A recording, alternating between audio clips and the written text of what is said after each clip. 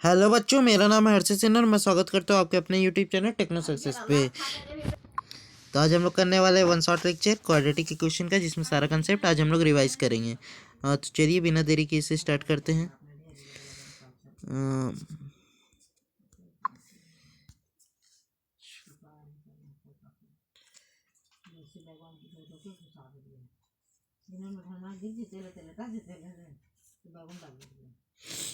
तो चलिए स्टार्ट करते हैं।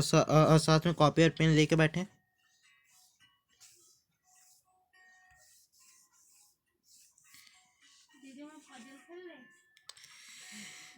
तो चलिए देखते हैं कि मतलब तो क्वाड्रेटिक इक्वेशन मतलब क्या है। तो चलिए स्टार्ट करते हैं। क्वाड्रेटिक इक्वेशन में पहला पार्ट आता है पॉलिनोमियल। पॉलिनोमियल क्या होता है? पॉलिनोमियल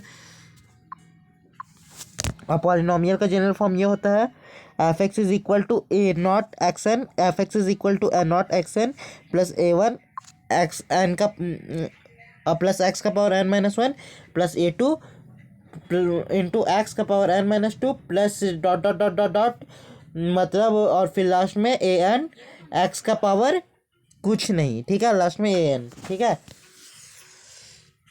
आप लोग इस फॉर्मेट को, इस जनरल फॉर्म को याद रखिएगा, ठीक है। जहाँ पे ए नॉट क्या होता है? ए नॉट होता है हमारा लीडिंग कॉफिशिएंट। ए नॉट क्या है? यहाँ लीडिंग कॉफिशिएंट है, ठीक है।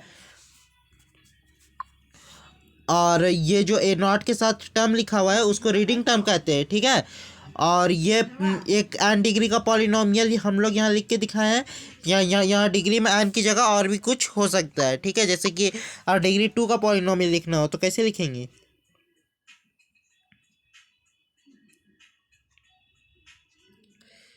ये इस तरह लिखेंगे हम लोग, ठीक है। ये वाला फॉर्म आपको आगे भी देखने मिलेगा भी, डिग्री टू का पॉलिनोमियल, ठीक है।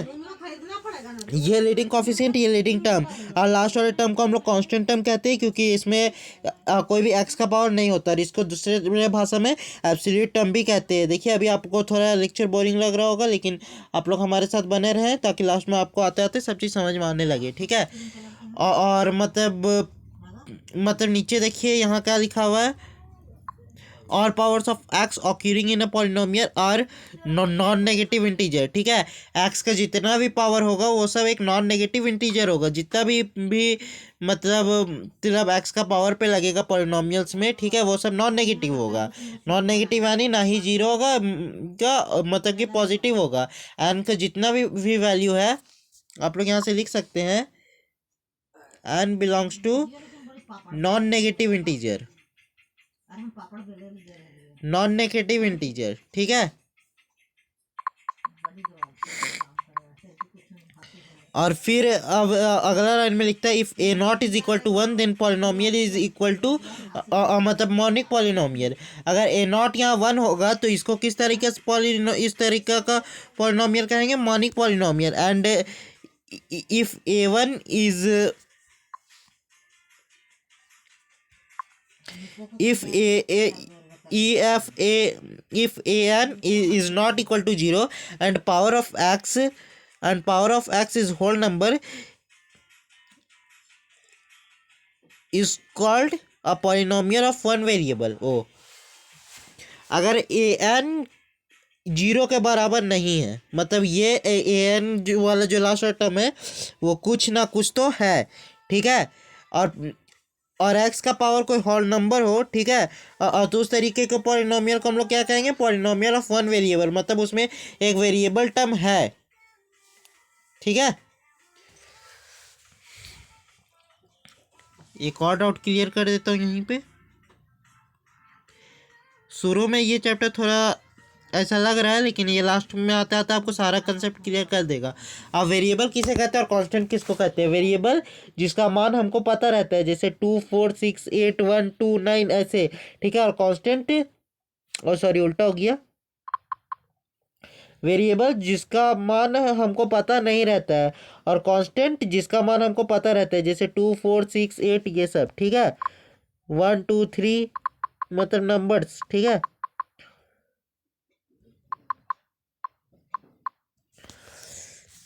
अब नीचे कुछ देख लीजिए, अगर अगर पावर अनडिफाइन है तो वो जीरो पॉलिनोमियल। अगर पावर जीरो है तो वो कांस्टेंट पॉलिनोमियल, इस चीज़ आपको याद होना चाहिए। पावर वन है तो लीनियर पॉलिनोमियल, लीनियर पॉलिनोमियल का आप लोग यहाँ मतलब देख लीजिए आप format a x plus b. Power two है, डिग्री टू का अभी मैंने लिखने बताया था, क्या बताया था वो, क्या था, a x square plus b x plus c. ठीक है, तो पावर टू के लिए उसको क्वाड्रेटिक पॉलिनोमियल कहते हैं और उसका जनरल फॉर्म देख लीजिए वो है। ठीक है, उसी तरीके से पावर थ्री का ए एक्स क्यूब होगा, बी एक्स स्क्वायर होगा plus c x plus D होगा। ठीक है, इज इक्वल टू जीरो। तो इस तरीके से क्यूबिक पॉलिनोमियल। ठीक है, इधर एग्जाम्पल आप लोग देख सकते हैं, सब में ए बी सी सब का वैल्यू वन बैठा दिया है। ठीक है, और अगर पावर थ्री हो तो वो क्यूबिक, पावर फोर है तो वो बाई क्वाड्रेटिक, और पावर फोर के पॉलिनोमियल को क्या कहते हैं, बाई क्वाड्रेटिक। ठीक है, मतलब बाई क्वाड्रेटिक का फॉर्मूला क्या होता है वो देख लीजिए, मतलब बाई क्वाड्रेटिक का जनरल फॉर्मेट क्या होता है वो देख लीजिए। ए एक्स का पावर फोर, क्योंकि उसमें डिग्री फोर है। डिग्री किसको कहते हैं, हाईएस्ट पावर को। ठीक है, b x cube plus c x square plus d x plus e, ये हो गया उसका जनरल फॉर्मेट। ठीक है, तो चलिए ये वाला पेज हमारा कंप्लीट हो गया।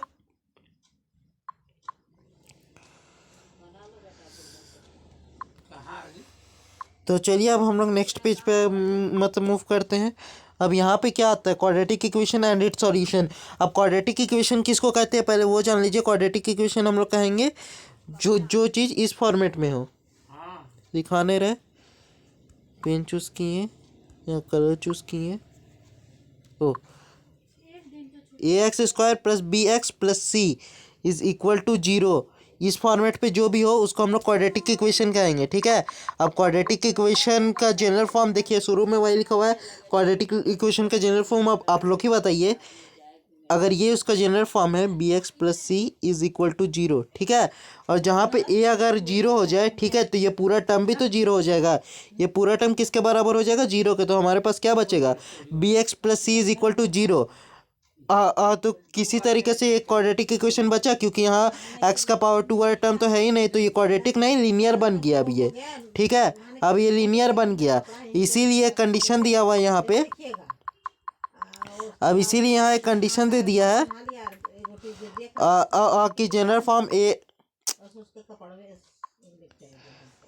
की general form a x square plus b x plus c is equal to zero होना चाहिए, जहाँ पे a is not equal to zero होना चाहिए। ये कंडीशन दे दिया है। ठीक है, और यहाँ देखिए ये क्या लिखा हुआ है, every polynomial equation of degree n has exactly n roots counted with multiplicity. आपको ये जरूर विजिबल नहीं होगी, तो चलिए हम यहाँ पे लिख देते हैं। आराम से करिए, उसका पंडित जी के 25-50 रुपये दे दिए, अपना जाए लगिए तब कपड़ा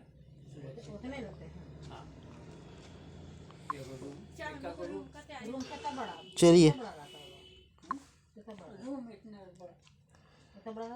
एवरी पॉलिनोमियल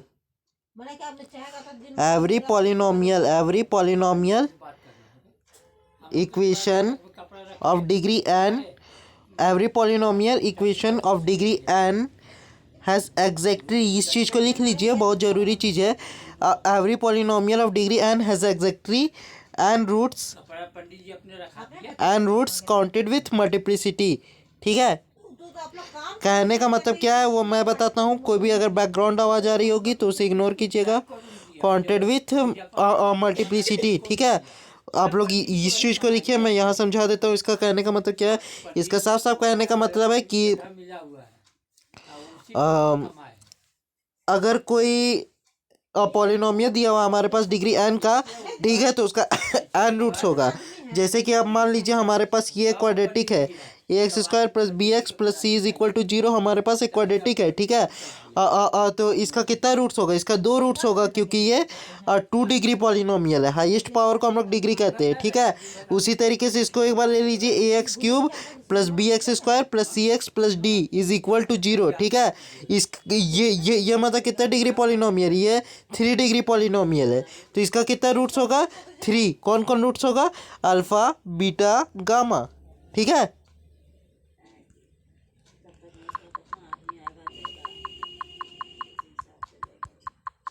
और जरा इसका रूट्स होगा तो अल्फा और बीटा, ठीक है। हमको लगता है 1000 रुपये रोज खाली रूम से कमाता है। आधा घंटा में तो हम लोग का हो गया, उसका आधा घंटा में हम लोग चल गए चलिए तो 25 रुपये और अब आगे बढ़ते हैं। ये कंधा पर लाते निकल गए। इसको आप लोग देखते रहिएगा, ठीक है। अब यहाँ क्या कहता है, क्योंकि यहाँ थोड़ा विजिबिलिटी कम है, मैं चेक कर लेता हूँ मैंने क्या लिखाया था। क्या है नहीं आप लोग 1 मिनट ऐसे ही रहिएगा, आता भैया, तब तक आप लोग नोट कीजिए इसको, 20-25 रुपये ठीक है। सुरक्षित रहेगा, चाबी आपके पास है। हाँ, अब मैंने 3 मेथड बताए थे, ठीक है। अभी के जीत बैच में भी मैंने ये वाला मेथड्स बताया हुआ है, और जिन बच्चों को वहाँ और जिन बच्चों ने वहाँ नहीं पढ़ा है वहाँ वो मत इधर आ जाइए, इधर लिख लीजिएगा, हेडिंग डाल लीजिएगा, तो हम लोग जान गए कि वेरियस 50 रुपये दे दो, 1000 रुपया है। Methods to solve a quadratic equation, ठीक है। Various methods to solve a quadratic equation, ठीक है।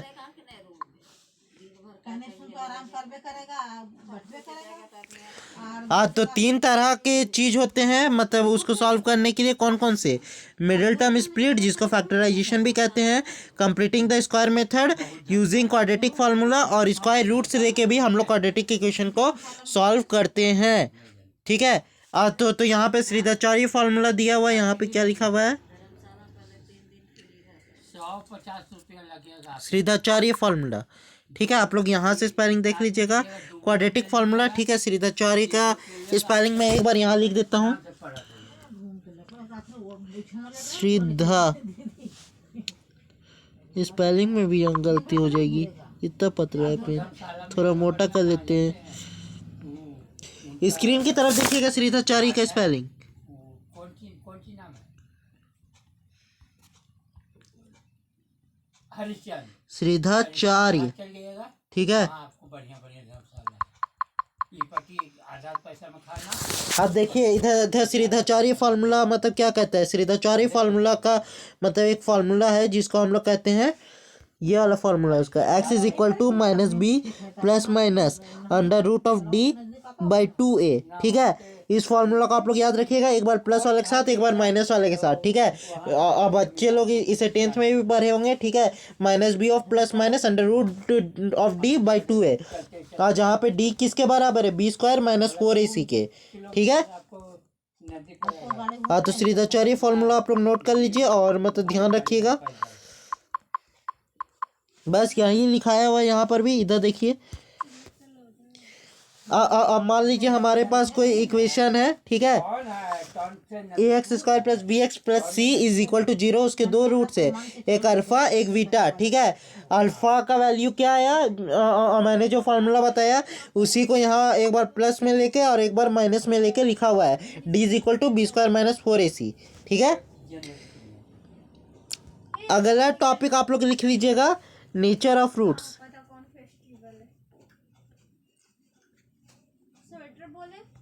नेचर ऑफ रूट्स, ठीक है। रूट्स का नेचर क्या है? अगर ये देखिए ये वाला डी का जो फार्मूला है, अगर पॉजिटिव आया, ठीक है, तो उसका कैसा रूट होगा? Real and distinct. अगर नेगेटिव आया तो नो रियल। अगर मतलब 0 के इक्वल आया तो रियल एंड इक्वल रूट्स होगा, ठीक है। और रियल रूट्स के लिए कंडीशन है डी हमारा ग्रेटर देन इक्वल टू 0 होना चाहिए, क्योंकि आप लोग देखेंगे डी ग्रेटर देन 0 में भी रियल आ रहा है और डी इक्वल टू 0 में भी रियल आ रहा है, इसलिए रूट्स हमारा रियल और इक्वल होना चाहिए। तो इसलिए रूट्स हमारा d is greater than equal to 0 होना चाहिए, तो हमारे रूट्स जो है वो रियल होंगे, ठीक है। अब रूट्स और कॉफिशिएंट के बीच में रिलेशन क्या है? रूट्स और कॉफिशिएंट के बीच में रिलेशन को मैं अगले पेज में समझाता हूँ। अगर मान लीजिए हमारे पास कोई क्वाड्रेटिक दिया हुआ है, ये वाला ax square plus b x plus c is equal to 0, ठीक है। तो अल्फा और बीटा होंगे इसके रूट्स, ठीक है। अल्फा प्लस बीटा किसके बराबर होगा? Minus of coefficient of x square, alpha plus beta किसके बराबर होगा, negative of coefficient of x यानी कि b upon coefficient of x square, ये यानी कि ए। आप लोग इसको याद रखिएगा, negative of coefficient of x upon coefficient of x square, ठीक है, upon coefficient of x square. ये है ए अल्फा प्लस बीटा निकालने का फॉर्मूला, ठीक है। इसी की तरह हम लोग प्रोडक्ट भी निकालते हैं, alpha dot beta. Alpha dot beta किसके बराबर होता है, constant term upon coefficient of x square. इसका फॉर्मूला क्या होता है, constant term upon coefficient of x square, ठीक है। तो alpha dot beta is equal to c upon a. तो ये किसका फॉर्मूला हो गया, अल्फा डॉट बीटा का। तो इसको आप लोग याद रखिएगा, ठीक है। बस और रिलेशन ऑफ रूट्स में यही बताया गया। एक और आता है डिफरेंस ऑफ रूट्स, इसके बाद समझा दे रहा हूँ। Difference of roots, alpha minus beta अब किसके बराबर होगा, तो अल्फा माइनस बीटा, पहला तो ये नेगेटिव आ भी सकते हैं, तो इसके लिए मतलब मॉड्यूलस लगा दिए। अल्फा माइनस बीटा का होल स्क्वायर किसके बराबर होता है, डी अपॉन ए स्क्वायर के, ठीक है। तो आप लोग इस चीज़ को याद रखिएगा, जहाँ पे डी की का फॉर्मूला क्या है, बी स्क्वायर माइनस 4ac, और ए क्या है, leading coefficient of quadratic equation, ठीक है। लीडिंग कोफिशिएंट क्या होता है, किसी भी पॉलिनोमियल का पहला टर्म, ये वाला। लेकिन मम्मी हमको बोल देते कि नहीं उतरना है नीचे पानी में, मजा ले, नीचे नहीं उतरे, सब उतर गया, हम ऊपरे रहे लेकिन हम नीचे नहीं उतरे। ये वाला देखिए, ये वाला टर्म मतलब इसी को तो लीडिंग कोफिशिएंट कहते हैं, ठीक है। सब उतर गया, एकदम ऊने ऊने जा रहा है। तो आपको यहाँ तक बात क्लियर हो गई, उम्मीद करता हूँ कि क्लियर हो गई होगी। तो चलिए यहाँ स्टार्ट करते हैं। अब आता है नया टॉपिक, न्यूटन्स फार्मूला। लेकिन न्यूटन्स फार्मूला के पहले कहाँ लिखा दिया उसे मैं, symmetric functions of root, symmetric, हाँ ये देखिए ये वाला सिमेट्रिक फंक्शंस ऑफ रूट, इसको मैं लिखवा दूंगा, आप लोग इस पे मतलब गौर नहीं कीजिए। ये कुछ नहीं है, आइडेंटिटीज़ के फॉर्मूला है। अल्फा प्लस बीटा का होल स्क्वायर क्या होता है, अल्फा माइनस बीटा का होल स्क्वायर क्या होता है, वो सब ऐसा कीजिए, आप लोग ये सब ढूंढ के लिख लीजिएगा, ठीक है, क्योंकि वीडियो ज़्यादा बड़ा हो जाएगी और ये तो बेसिक से बहुत ज़्यादा, ठीक है। असिमेट्रिक फंक्शंस किसको कहते हैं, अगर कोई फंक्शंस दिया हुआ है वो alpha functions of alpha beta is equal to functions of beta alpha, ठीक है। और तब हम लोग कहेंगे कि सिमेट्रिक फंक्शंस ऑफ रूट्स है, यानी कि जो भी मतलब रूट्स इस फंक्शंस के लिए, वही सेम रूट्स इस फंक्शंस के लिए भी है। और किसी भी सिमेट्रिक फंक्शंस को किस तरीके से एक्सप्रेस किया जाता है, alpha plus beta dot and alpha और डॉट बीटा, ठीक है। बहुत महंगा है, नहीं खाएंगे। सिमेट्रिक फंक्शंस आपको समझ में आ गया। हाँ, मैं क्वेश्चंस भी कराऊंगा लेकिन वीडियो के लास्ट में। तो चलिए अब आगे बढ़ते हैं। अब आता है equations from roots, equation from roots. अब रूट्स का इक्वेशन क्या होता है, अब रूट्स का इक्वेशन क्या होता है, मान लो ये हमारे पास एक क्वाड्रेटिक है, इसका दो रूट्स है अल्फा और बीटा, ठीक है। तो यहाँ पे अच्छा, अब रूट से इक्वेशन कैसे बनाते हैं ये चीज़ है। तो यहाँ देखिएगा, मान लीजिए हमारे पास एक क्वाड्रेटिक है, a x square plus b x plus c, इसके दो रूट्स हम लोगों ने बता दिए, अल्फ़ा और एक बता दिया बीटा। तो अब इससे हम दो चीज़ निकाल सकते हैं, अल्फ़ा प्लस बीटा, और क्या निकाल सकते हैं, अल्फ़ा इंटू बीटा। तो हम लोग इससे अब मान लीजिए हम लोग पास इसका वैल्यू दे दिया है अल्फ़ा बीटा का, और इसका नहीं दिया है, और इसका नहीं दिया है, ठीक है। और हम लोग पास सीधे सीधे आप लोग इस तरीके से समझिए इसको, एग्ज़ाम में जिस तरीके से क्वेश्चन आएंगे उस तरीके से समझा रहा हूँ। थोड़ा खुद भी समझ ले रहा हूँ। ये रहा पेन, ठीक है। अब मान लीजिए हमारे पास दो रूट्स हैं एक क्वाड्रेटिक इक्वेशन के, अल्फ़ा और बीटा, हमको ये दोनों नोन है, ठीक है। तो इससे हम लोग अब अगर हमको अल्फ़ा बीटा दे दिया तो हम लोग अल्फ़ा प्लस बीटा और अल्फ़ा इंटू बीटा अब हम लोग निकाल सकते हैं यहाँ से, ठीक है। और जैसे ही हम लोग अल्फ़ा प्लस बीटा और अल्फ़ा डॉट बीटा मतलब निकाल लेंगे तो इस वाले फॉर्मूले में बैठा देंगे एक्स स्क्वायर, ठीक है। हम लोग यहाँ पे ए को 1 मान के काम करते हैं, ठीक है। हाँ, तो इसीलिए हम लोग ए नहीं लेते हैं, x square plus alpha plus beta into x, oh sorry, जो वहाँ का आदमी खाना वाना खिलाता है उसके साथ खेल रहा था। X square minus alpha plus beta into x, ठीक है, प्लस अल्फा डॉट बीटा, ठीक है। तो इस वाले फॉर्मूले पे अगर हम लोग बैठा देंगे इस चीज़ को तो फिर हमारा जो है वो एक क्वाड्रेटिक बन जाएगा, जहाँ पे ए को हम लोग क्या लेट करके चलते हैं 1, ठीक है। तो रूट से इक्वेशन इस तरीके से बनती है। आगे है फैक्टराइजिंग ऑफ अ क्वाड्रेटिक, ठीक है। तो इधर देखिएगा, हमारे पास मान लीजिए एक क्वाड्रेटिक है a x square plus b x plus c, इसीलिए मैंने ये शुरू में बोला था कि पूरा चैप्टर यही चलने वाला है। तो हमारा जो लीडिंग कोफिशिएंट होता है उसको फैक्टराइज कैसे करते हैं वो बता रहा है। लीडिंग कोफिशिएंट इनटू एक्स का जो वैल्यू होता है अल्फ़ा और एक्स का वैल्यू होता है बीटा, ठीक है। ये दोनों किस में रहते हैं, इनटू में रहते हैं, ठीक है। तो ये हो गया उसका factorization quadratic equation a x square plus b x plus c बराबर 0 का, ठीक है। अब आगे चलते हैं, ठीक है। इस साइड अब आता है क्यूब रूट ऑफ यूनिटी के बारे में। क्यूब रूट ऑफ यूनिटी नहीं, हम लोगों ने पीछे भी तो कुछ पेजेस छोड़े थे, ये वाला नहीं है, ठीक है। हाँ, अब कुछ पॉइंट्स है जिसको आप लोगों को ध्यान देना है। एक क्वाड्रेटिक हम लोग पहले ही मान लेते हैं यहाँ पे, x square plus b x plus c is equal to 0, ये क्वाड्रेटिक मान लिया, ठीक है। जिसमें पहला बोलता है कि ए बी सी हमारा जो है वो एक रैशनल नंबर है। अच्छा, मैं लिख कर रहा हूँ इतना, हम तो रिवीजन कर रहे हैं ना।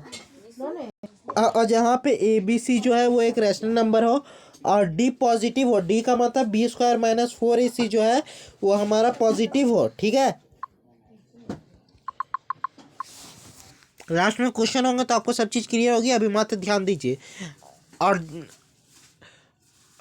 अगर ए बी सी हमारा रेशनल नंबर है और अगर डी पॉजिटिव या इक्वल हो 0 के, ठीक है, तो डी हमारा परफेक्ट स्क्वायर होता है, देन रूट्स जो होते हैं उसके रियल होते हैं, ठीक है। पहला वाला अगर आपको समझ में आया तो ठीक है, दूसरा वाला का कि सबसे इंपॉर्टेंट है, पहला वाला क्वेश्चन बहुत कम पूछे जाते हैं। अगर ए बी सी हमारा एक रैशनल नंबर है, ठीक है, और डी हमारा पॉजिटिव आया बी स्क्वायर माइनस 4ac और डी एक परफेक्ट स्क्वायर नहीं है। स्क्वायर का मतलब समझते हैं perfect square, non perfect square. Perfect square जो पूरी तरीके से मतलब किसी चीज़ का स्क्वायर रूट हो, और नॉन परफेक्ट स्क्वायर मतलब उस चीज़ का परफेक्ट रूट ना हो। और तब क्या बोलता है, तो रूट्स इमेजिनरी होंगे, ठीक है। अगर देखिएगा यहाँ पे मैं समझा दे रहा हूँ, अगर ए बी सी हमारा रैशनल होंगे, ठीक है, और d greater than equal to 0 होंगे, और अगर d greater than equal to 0 होगा एंड डी क्या होगा, परफेक्ट स्क्वायर होगा, और डी क्या होगा, परफेक्ट स्क्वायर होगा, ठीक है। तो इसका रूट्स कैसा होगा, रूट्स भी रैशनल होगा, ठीक है, और रूट्स भी रैशनल नंबर में होंगे। लेकिन अगर सेम चीज़ अगर a b c rational number हो, डी केवल 0 से बड़ा हो, पॉजिटिव हो, ठीक है, 0 ना हो, तो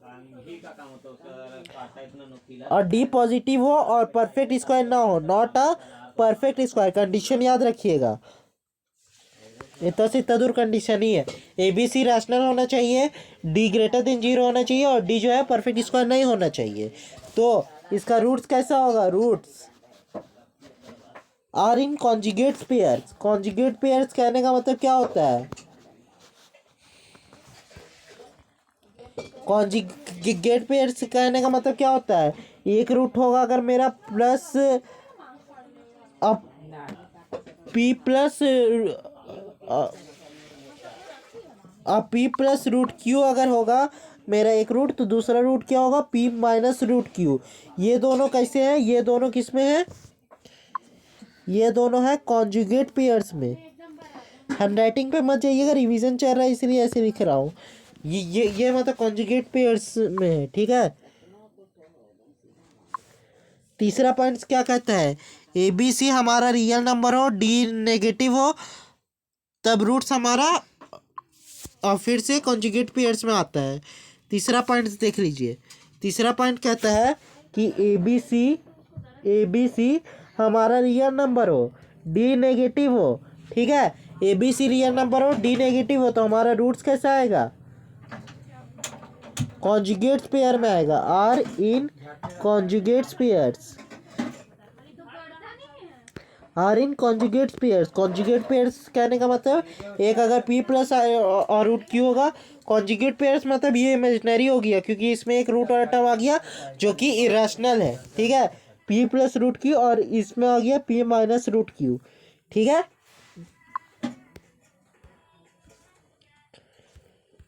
हमको भी जू जाना है। p माइनस रूट q, ठीक है। चलिए, तो जब इतना जाने के है तो एक चीज़ और बताता हूँ, पता नहीं वो आगे उसमें है या नहीं, लेकिन बता देता हूँ पहले। अगर a plus b plus c का सम 0 हो, ठीक है, तो quadratic equation a x square b x plus c is equal to 0 के रूट्स क्या क्या होंगे? एक होंगे 1, ठीक है, और दूसरे क्या होंगे? सी अपॉन ए, ठीक है। इस चीज़ को आप लोग काट बांध लीजिए। और एक और बताता हूँ, अगर क्वाड्रेटिक इक्वेशन हमारा यही रहा, ठीक है, और a माइनस बी प्लस सी को करेंगे तब 0 आया, ठीक है, तब इसके रूट्स क्या होंगे? -1 और माइनस सी अपॉन ए। इस दो कंडीशन को याद रखिएगा,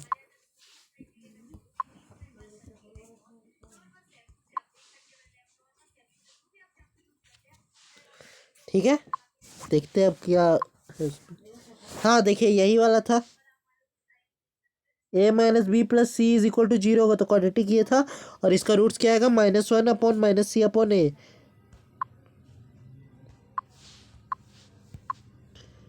और तो इसका रूट्स क्या आएगा? -1 और माइनस सी अपॉन ए। और a plus b plus c is equal to 0 है, तो इसका रूट्स क्या आएगा? 1 और सी अपॉन ए, ठीक है।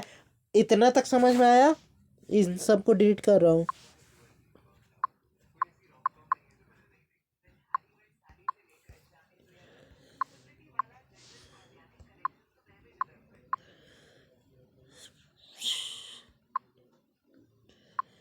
हाँ, बता रहा था यहाँ। हाँ, क्वाड्रेटिक इक्वेशन और आइडेंटिटी में क्या अंतर है? पहला इक्वेशन, ठीक है, इक्वेशन में आप लोग एक चीज गांठ बांध लीजिए, क्वाड्रेटिक इक्वेशन किसको कहते हैं? क्वाड्रेटिक इक्वेशन किसको कहते हैं? डिग्री यहाँ पे नंबर ऑफ फ्रूट्स के बराबर होने चाहिए, ठीक है। जितना डिग्री होगा उतना नंबर ऑफ फ्रूट्स होगा, तो इक्वेशन। बट आइडेंटिटी कब बन जाता है कोई चीज, ठीक है? आइडेंटिटी तभी बनेगा, जैसे मान लो मेरे पास एक इक्वेशन है, a x square plus b x plus c is equal to 0, ठीक है। तो आइडेंटिटी तभी बनेगा जब ए बी और सी का सम 0 आ जाए, ठीक है। और डिग्री जो है वो नंबर ऑफ रूट से छोटा हो, मतलब नंबर ऑफ रूट्स ज़्यादा आना चाहिए किसी भी इक्वेशन का। ये दो कंडीशन सेटिस्फाई करेगा तो वो चीज़ जो है वो एक आइडेंटिटी है। और आइडेंटिटी जो है वो हर सेट ऑफ वैल्यूज़ के लिए ट्रू होती है, ठीक है। इस बात को आप लोग कहीं लिख लीजिएगा, identities her set of values के लिए ट्रू होती है, लेकिन इक्वेशंस कुछ ही सेट्स ऑफ वैल्यूज़ के लिए ट्रू होती है, ठीक है। इधर देख लीजिए, आइडेंटिटी फॉर आइडेंटिटी करके लिखा है, number of roots is greater than degree, ठीक है। और शुरू में वही लिखा है कि अगर एक एक क्वाड्रेटिक इक्वेशन का दो रूट्स से ज़्यादा, क्वाड्रेटिक इक्वेशन मतलब डिग्री 2 डिग्री से ज़्यादा है रूट्स, ठीक है, तो वो आइडेंटिटी बन जाता है। इक्वेशन कुछ ही सेट ऑफ वैल्यूज वेरिएबल्स के लिए ट्रू है और आइडेंटिटी सब के लिए ट्रू है। और एक पॉलिनोमियल इक्वेशन हमारा आइडेंटिटी कब बन जाता है? जब उसके सारे कोफिशिएंट्स जो है वो साइमल्टेनियसली 0 हो, ठीक है। अगर a प्लस बी प्लस सी अगर 0 है तो इसका मतलब क्या हुआ? एक ही क्राइटेरिया हो सकता है कि a भी 0 b भी 0 और c भी 0, तब इसका सम जो है वो मतलब a प्लस बी प्लस सी 0 है, ठीक है।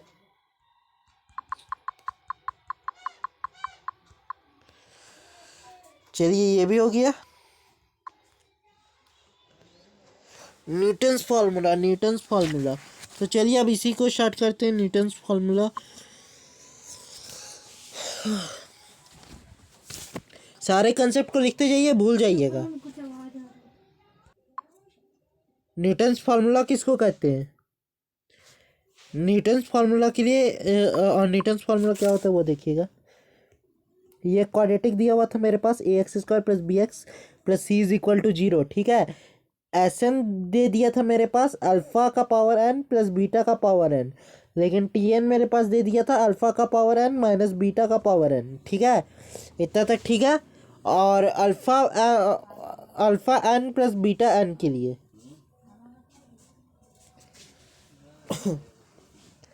ये हो गया alpha n plus beta n के लिए, मतलब एस एन के लिए, ठीक है। और जो मैं अभी दिखाने जा रहा हूँ, न्यूटन्स फार्मूला क्या होता है इसके लिए? एस एन प्लस 2, इसके जगह क्या बैठेगा? एस एन प्लस 2, ठीक है, प्लस ए एस एन 2 बैठेगा, क्योंकि एक्स की जगह एस एन प्लस 2 बैठ रहा है। B s n plus 1 plus c s n is equal to 0, ठीक है। इसका मतलब है कि इधर x का पावर मतलब 2 था, तो इसमें n में 2 प्लस हुआ। सेकेंड वाले में x का पावर 1 था, तो उसमें 1 प्लस हुआ। और थर्ड वाले में x का पावर 0 था, मतलब उसका कोई पावर ही नहीं था, तो उसमें कुछ प्लस नहीं हुआ, ठीक है। और टी एन के लिए भी सेम है, बस s की जगह t लग जाएगा, ठीक है। तो ये था हमारा न्यूटन्स फार्मूला, ठीक है। अब रूट्स और कोफिशिएंट, अब हायर ऑर्डर ऑफ पॉलिनोमियल में रूट्स और कोफिशिएंट के बीच में क्या रिलेशन है, ठीक है। उसके बाद एक गोल्डन पॉइंट पढ़ते हुए हम लोग पहुंच जाएंगे क्यूब रूट ऑफ यूनिटी पे, ठीक है। तो आप लोग कुछ देर का ब्रेक ले सकते हैं, और चलिए हम लोग आगे स्टार्ट करते हैं, ठीक है।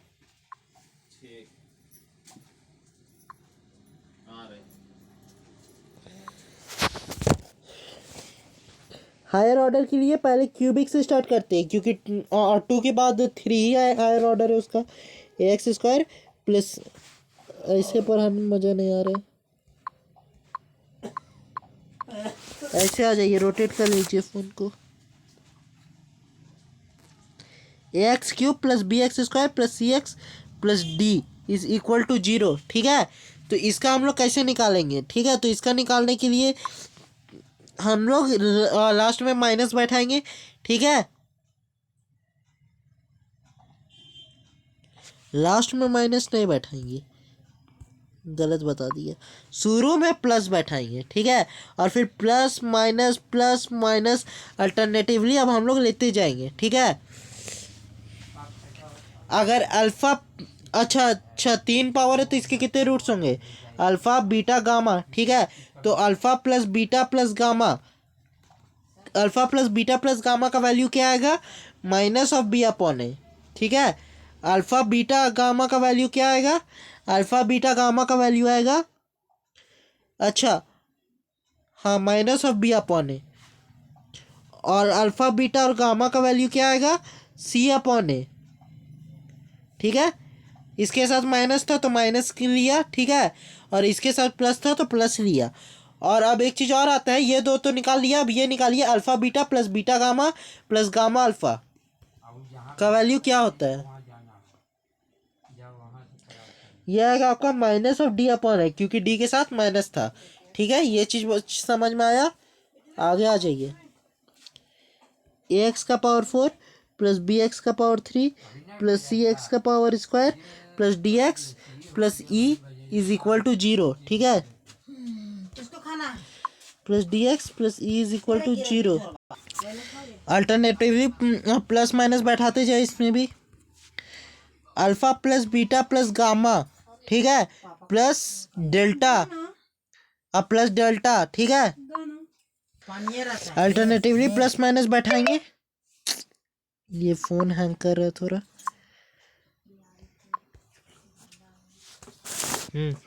अल्टरनेटिवली प्लस माइनस बैठाएंगे, plus minus plus minus plus, और इसके 4 रूट्स होंगे, अल्फा बीटा गामा और डेल्टा, ठीक है। ये किसके बराबर होगा?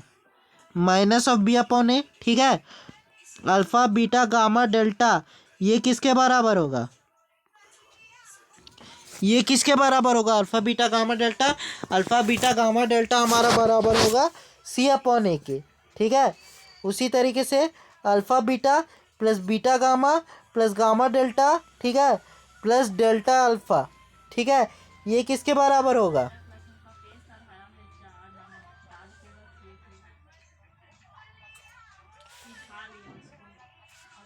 इसमें ऐसा कीजिए, यहाँ सी नहीं होगा, ठीक है, मैं बता रहा हूँ उसमें उसमें क्या होगा। ठीक है, पहले यहाँ आ जाइए, इसमें होगा सी अपॉन ए। ठीक है, और बता रहा हूँ, अगला पेज पे चलिए, अल्फ़ा बीटा गामा को एक साथ रखिए प्लस बीटा गामा डेल्टा को एक साथ रखिए प्लस गामा डेल्टा अल्फ़ा को एक साथ रखिए। ठीक है, ये मतलब किसके बराबर होगा? ये बराबर होगा मेरा, किसके बराबर होगा? ये इस साइड है ना, अल्फ़ा बीटा गामा बी हो गया सी हो गया, माइनस डी अपॉन ए के बराबर होगा। ये किसके बराबर होगा? माइनस डी अपॉन ए के। और जस्ट उसी तरीके से अल्फ़ा बीटा गामा और डेल्टा किसके बराबर होगा? ई अपॉन ए के। ठीक है, मतलब प्रोडक्ट वाला हमेशा कांस्टेंट टर्म के लिए। और इससे पहले मैंने कुछ गलत बताया क्या?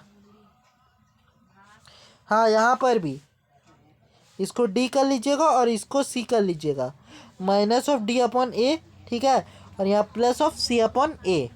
ठीक है, प्रोडक्ट हमेशा कांस्टेंट टर्म के लिए और सम हमेशा कोफिशिएंट ऑफ एक्स के लिए। आप लोग इस तरीके से याद रखिए।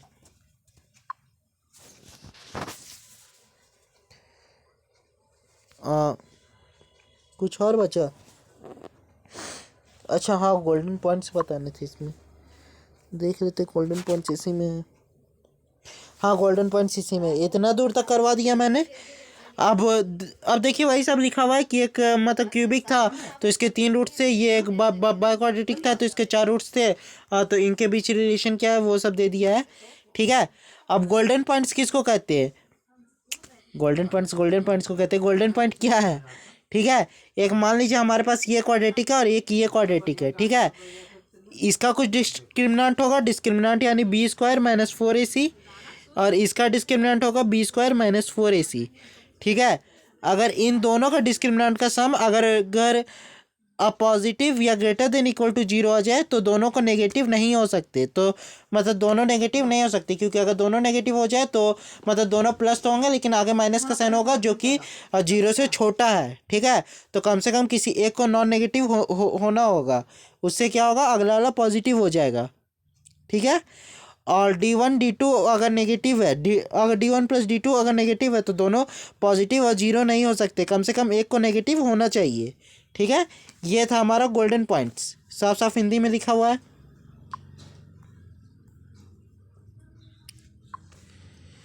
Cube roots of unity.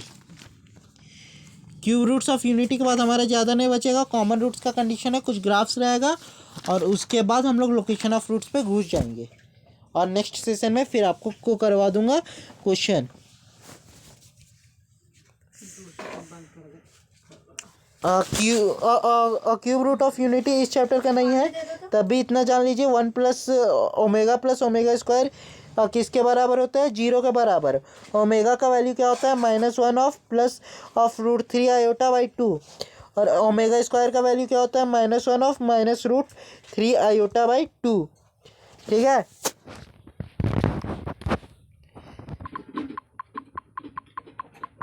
बस क्यूब रूट ऑफ यूनिटी के लिए इतना ही जानिए। अभी ये जितने भी लिखे हुए हैं वो सब कॉम्प्लेक्स नंबर का लेक्चर आएगा तब दिखाएंगे। ठीक है, ये सब चीज़ को अभी नहीं जानना है, ये 3 पॉइंट्स ही जानिए, ये पॉइंट्स ये पॉइंट्स। अच्छा हाँ, और 1 ओमेगा स्क्वायर क्या है? एक मतलब इक्वेशन है मेरे पास, x³ - 1 बराबर 0, उसका रूट से 1 ओमेगा और ओमेगा स्क्वायर। ठीक है, क्योंकि यहाँ x का हाईएस्ट पावर कितना है, मतलब इस इक्वेशन का डिग्री कितना है? 3, तो इसलिए 3 मतलब इसका रूट्स होगा। Common roots.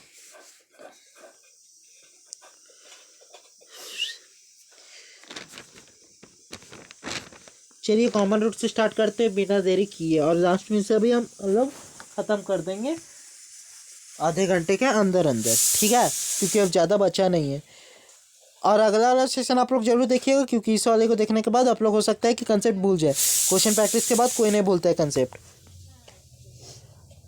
अगर दो रूट्स है और अगर मान लीजिए कि हमारे पास दो इक्वेशन है, ठीक है, और दोनों में सेम रूट्स है और दोनों कॉमन है, तो मतलब ये वाला कंडीशन होगा a1/a2 is equal to b1/b2 is equal to c1/c2। अगर एग्जैक्टली एक रूट ही कॉमन है, इसमें क्या था, दोनों रूट्स कॉमन थे, लेकिन अगर एग्जैक्टली एक ही रूट कॉमन है तो क्या करेंगे। अगर एग्जैक्टली एक ही रूट कॉमन है तो जैसे मान लीजिए ये इक्वेशन 1 था, ये इक्वेशन 2 था, इसमें एक भी रूट कॉमन नहीं है। Alpha beta gamma delta, alpha beta gamma delta एक भी रूट कॉमन नहीं है, तो क्या करेंगे। लो ये तो यहाँ फंसा दिया, कुछ गलत लिखा क्या। अच्छा नहीं, हाँ आगे स्टेप्स दिया हुआ है। अगर मान लीजिए हमारे पास दो इक्वेशन है और अल्फ़ा बीटा गामा डेल्टा, और बोला कि इसका एग्जैक्टली वन रूट्स जो है वो कॉमन है, ठीक है, तो हम लोग दोनों क्वाड्रेटिक को एक साथ सॉल्व करेंगे, ठीक है, एक्स स्क्वायर वाले टर्म को एलिमिनेट करेंगे और फिर वहाँ से एक्स का वैल्यू अल्फ़ा के दौर पे निकालेंगे, ठीक है।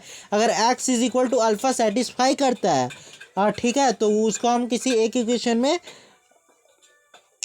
और लगा देंगे, दोनों इक्वेशन में से किसी एक इक्वेशन में, ठीक है। इसको मेनली हम लोग जब क्वेश्चन सॉल्व करेंगे तब समझ में आएगा। 6 इंपॉर्टेंट ग्राफ है, उसको देख लीजिए। ग्राफ्स मैं आपको याद नहीं करवा सकता हूँ, ठीक है।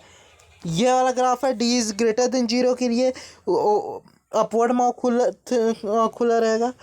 आप लोग इतना जान लीजिए, ए इज़ ग्रेटर देन 0 के लिए अपवर्ड माउथ खुला होगा, ए लेस देन 0 के लिए नीचे माउथ खुला होगा, ठीक है। अब नेचर ऑफ फ्रूट्स पे आइए। नेचर ऑफ फ्रूट्स में डी ग्रेटर देन 0 के लिए मैंने आपको क्या बताया था, ये भी याद ही करा देता हूँ। Alpha beta real and distinct होंगे, ठीक है, रियल एंड डिस्टिंक्ट होंगे। डिस्टिंक्ट मतलब अलग अलग होंगे, ठीक है, मतलब अलग अलग होंगे। तो मान लीजिए हमारे जैसे ये ग्राफ है, ठीक है, पहला तो ए ग्रेटर देन 0 के लिए तो माउथ खुला होगा। यहाँ देखिए दो अलग अलग रूट्स आ गए, अल्फ़ा बीटा, तो ये किसके लिए, डी ग्रेटर देन 0 के लिए।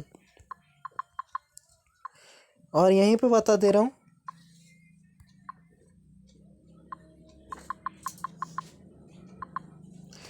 और अगर मान लीजिए ए ग्रेटर देन 0 के लिए तो है, लेकिन हमारा अल्फ़ा और बीटा जो है वो कॉमन आ रहा है। पता है ना रूट्स कैसे निकालते हैं, एक्स एक्सिस पे अगर जो ग्राफ जितना बार कट करता है वो उसका रूट्स हो जाता है।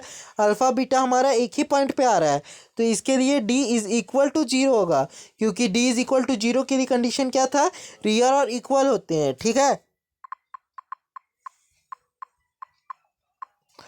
और मान लीजिए ऐसे करके कोई ग्राफ दे दिया है, तो ये देखिए ये एक्स एक्सिस को कट ही नहीं कर रहा है, और जब कट ही नहीं कर रहा है तो इसका नो रूट्स होगा।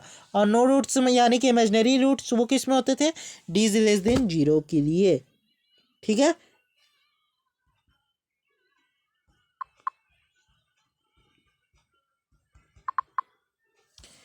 ये किसका होगा, ए लेस देन 0 के लिए, लेकिन ये किसका होगा, डी ग्रेटर देन 0 के लिए, क्योंकि दो अलग अलग रूट्स आ रहे हैं, ठीक है।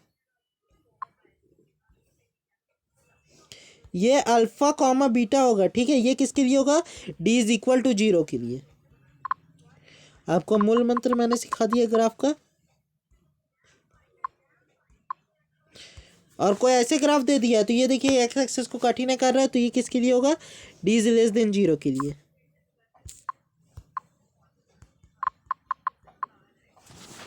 ठीक है। बस ग्राफ में वही सब आप लोग देख सकते हैं। देखिए इस लास्ट वाले पार्ट को, इस ग्राफ के सबसे नुकीले वाले पार्ट को हम लोग वर्टेक्स कहते हैं। वाई एक्सिस को ये क्वाड्रेटिक के ग्राफ 0, C पे काटता है और कुछ नहीं है, ठीक है। और बाकी सब तो मैंने ख्याल से बता ही दिया है। अब आ गया ये points to remember while plotting graphs of a quadratic equation. अगर हम लोग क्वाड्रेटिक इक्वेशन का ग्राफ मतलब प्लॉट करते हैं तो क्या क्या, अरे ये सब तो बता ही दिया है कि जैसे ए ग्रेटर देन जीरो है तो अपवर्ड मुँह खुलेगा, ए लेस देन जीरो तो डाउनवर्ड खुलेगा। ग्राफ्स जो है वो एक्स एक्सिस को अल्फ़ा और बीटा उसके रूट है तो अल्फ़ा कॉमा जीरो जीरो और बीटा कॉमा जीरो पे काटेगा, ठीक है। और वाई एक्सिस को कहाँ काटेगा, 0, C पे। वर्टेक्स ऑफ द पैराबोला, ये चीज़ आपको देख लेना है। वर्टेक्स ऑफ द पैराबोला मतलब कहाँ है, minus b upon d, minus b upon 2a और माइनस डी अपॉन 4a पर है वर्टेक्स ऑफ द पैराबोला, ठीक है। क्वाड्रेटिक इक्वेशन का ग्राफ कैसा होता है, पैराबोलिक पाथ का होता है, ठीक है। रेंज ए ग्रेटर देन जीरो के लिए हम लोग कैसे निकालेंगे, minus of D upon 4a। इस बात को भी ध्यान रखिएगा, रेंज हम लोग ए ग्रेटर देन जीरो के लिए कैसे निकालेंगे, minus of D upon 4a से इन्फिनिटी तक। और ए लेस देन जीरो के लिए कैसे निकालेंगे, माइनस इन्फिनिटी से माइनस डी अपॉन 4a तक, ठीक है।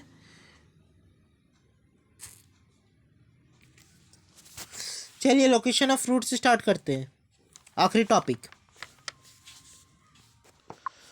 अगर दोनों रूट्स हमारा ग्रेटर देन एक नंबर है कि उससे हुआ, ठीक है। तो ये देखिए ग्राफ प्लॉट कर दिया है, यहाँ पे कुछ ग्राफ इस तरीके से है। एक नंबर के है और दो गो रूट्स है, ठीक है, और दोनों रूट्स उससे बड़ा ही है, ठीक है। अब बड़ा होने का दो कंडीशन हो सकता है कि वो दोनों रूट्स एक दूसरे के बराबर हो या फिर अलग अलग हो, ठीक है। तो इसके लिए क्या है कि हमारा डी पहला तो greater than equal to zero होना चाहिए, ठीक है। Minus b upon 2a greater than k होना चाहिए और f of k is greater than zero होना चाहिए। तो ये सब कंडीशन आप लोग याद रखिएगा। और मैं इन्हीं ग्राफ्स की जो है वो बात कर रहा था कि मैं इनके बारे में कुछ बता नहीं सकता हूँ, ठीक है, क्योंकि लोकेशन ऑफ फ्रूट्स अपने आप में 3 घंटा का लेक्चर है और तब जाके इस चीज़ को समझाया जा सकता है। और हमारे पास यहाँ 3 घंटा है नहीं, हमें 1 घंटा के अंदर अंदर पूरा रिवाइज करना है चैप्टर। तो आप लोग सिंपल से कंडीशंस याद कर लीजिए, ठीक है। ग्राफ्स देखिए, अगर दोनों रूट्स हमारे के से छोटे हो तो अगर हमारा कोई नंबर यहाँ के ही ले लीजिए, ठीक है, वो either sides of the roots है के, ठीक है। और मान लीजिए कि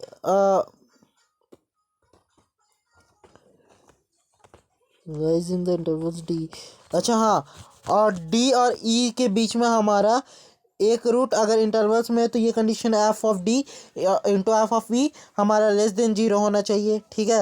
ये सब को आप लोग याद कर लीजिए केवल, ठीक है।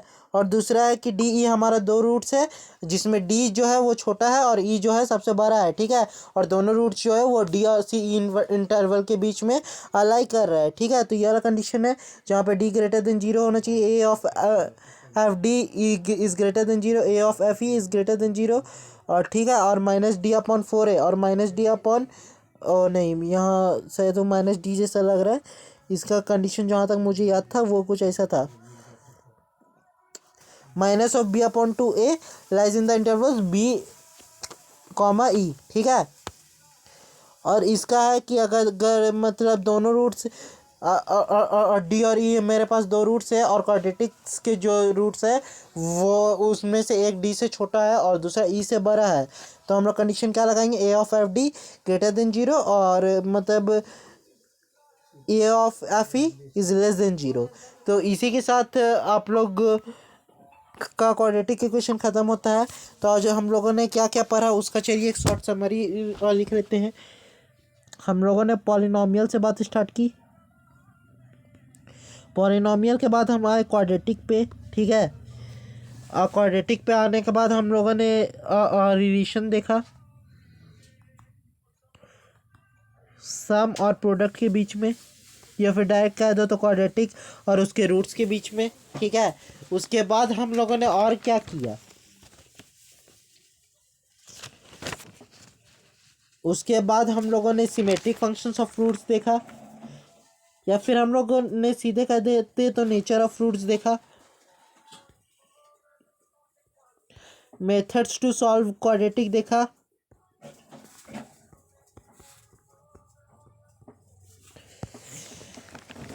मेथड्स टू सॉल्व क्वाड्रेटिक देखा, ठीक है।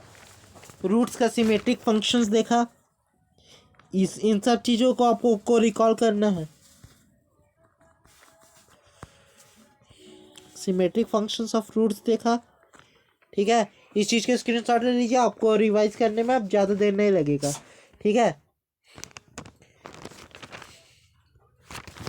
सिमेट्रिक फंक्शंस ऑफ रूट्स देखा, इक्वेशंस फ्रॉम रूट्स देखा,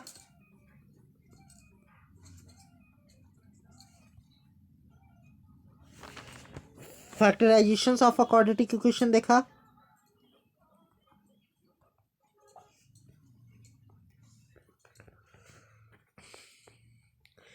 factorizing of a quadratic equation देखा। उसके बाद हम लोगों ने क्वाड्रेटिक इक्वेशन और आइडेंटिटी देखा था। क्वाड्रेटिक इक्वेशन और आइडेंटिटी, ठीक है। क्वाड्रेटिक इक्वेशन और आइडेंटिटी देखा, ठीक है। उसके बाद हम लोगों ने न्यूटन्स फार्मूला पढ़ा। सब भूल जाना, लेकिन न्यूटन्स फार्मूला तक चीज़ें याद रखना। क्वेश्चन ज़्यादातर यहीं से बन जाते हैं, ठीक है। उसके बाद हम लोगों ने relation between roots and coefficient, ठीक है। ये चीज़ मैंने पहले तो लिखा दिया। ऑफ हायर डिग्री पॉलिनोमियल, ठीक है। स्क्रीनशॉट लेते जाइए सब टॉपिक का। उसके बाद हम लोगों ने क्यूब रूट ऑफ यूनिटी का हल्का सा इंट्रो दिया। क्यूब रूट ऑफ यूनिटी, ठीक है। कॉमन रूट्स के बारे में पढ़ा और लोकेशन ऑफ रूट्स के बारे में पढ़ा।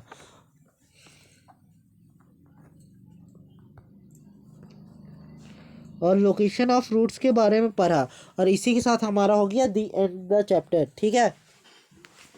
तो चलिए अभी के लेक्चर में इतना ही, मिलते हैं किसी और नए लेक्चर के साथ। तब तक के लिए थैंक यू, बाय बाय।